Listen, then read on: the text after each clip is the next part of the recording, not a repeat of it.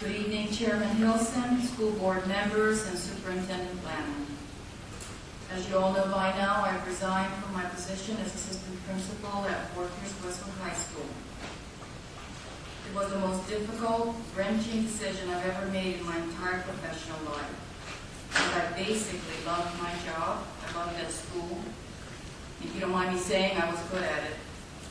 I'd also like to add that in this room sits professional educators that I'm in awe of, people whom I've learned so much from, and teachers whom I respect dearly and would highly recommend them to any educational institution.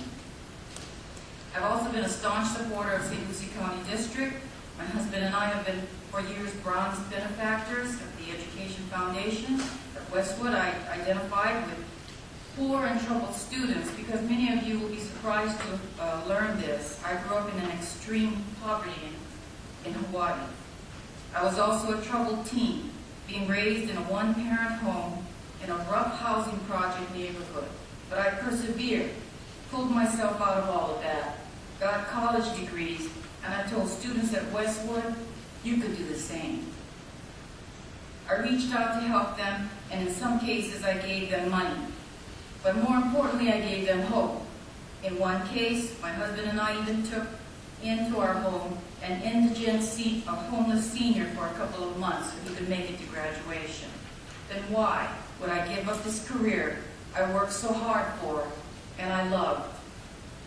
What made me resign now with only a few weeks to go, especially after the principal had just told me that I was the hardest working assistant principal on his staff. Well, in the quest to raise FCAT scores and boost our school grade, an oppressive environment has developed at Westwood High School. Believe me, I'm the first one to say that change for the better is always needed, but at the expense of teachers' dignity, respect, and livelihood.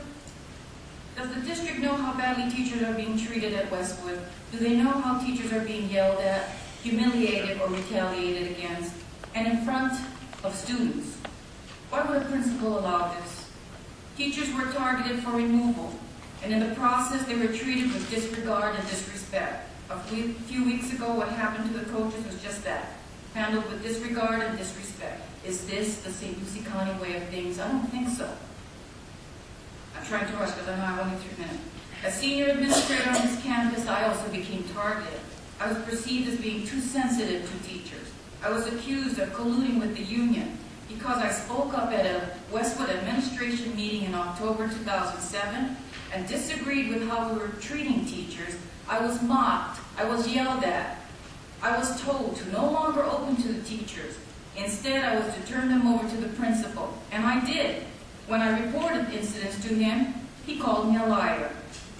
He said I made it up. So I resigned, ladies and gentlemen. I resigned because I can no longer work in a school that is run by fear and threats. I can no longer condone the disgraceful way teachers, staff, and students, and parents, and even other assistant principals are treated there. On a selfish note, I have a lot to offer in any educational institution. I'm certified in language arts, business education, education leadership.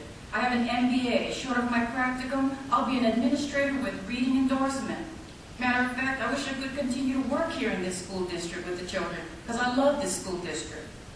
But I've been told I just flushed that possibility down the toilet. In closing, Madam Chair, school board members, and Superintendent Lannon, you all know me. I'm not even looking at her.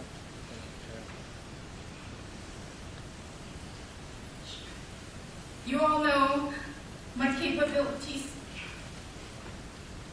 and have worked with me. Why did I use this venue? Why did I have to use this venue to bring all of this up now? Well, assistant principals in this district assistant principals in this district really do not have people to go to without fear of repercussion. Instead, assistant principals sit in silence and suffer and hope to get that illustrious promotion. And can you imagine how devastated they are when someone from an outside district gets it? Where teachers have their unions and principals have the executive council to protect them, whom do the assistant principals have? Who could I have gone to? without hurting my career, without being retaliated against. It has always been my belief, and I'm closing, I'm finishing. It has always been my belief that in order to get through the students, you take care of the teachers. In order to take care of the teachers, you take care of the hard-working assistant principals that have no representation.